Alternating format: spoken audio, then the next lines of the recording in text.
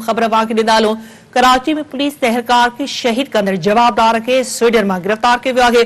कराची जे इलाइक़े defence face 5 में जवाबदार खुरम निसार एहलकार अब्दुर्रहमान के शहीद करण बाद परडे फरार थी वियो हो। जवाबदार के इंटरपोल की मदद से स्वीडन में गिरफ्तार किया वियो आहे।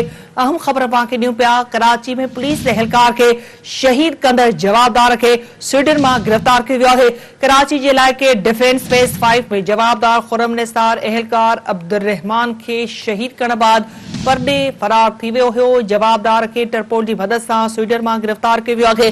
कराची में पुलिस एहलकार के शहीद कंदड़ जवाबदार के स्वीडन में गिरफ्तार किया वियो आहे। कराची जे इलाइक़े डिफेंस फेस 5 में जवाबदार खुरम निसार एहलकार अब्दुर्रहमान के शहीद करण बाद परडे फरार थी वियो हो। जवाबदार के इंटरपोल की मदद से स्वीडन में गिरफ्तार किया वियो आहे। वधीक अपडेट्स लाइ असां राब्तो कयो आहे कराची में सिंध टीवी न्यूज़ के रिपोर्टर अब्दुल खालिक मंगी सां। खालिक अपडेट कजो।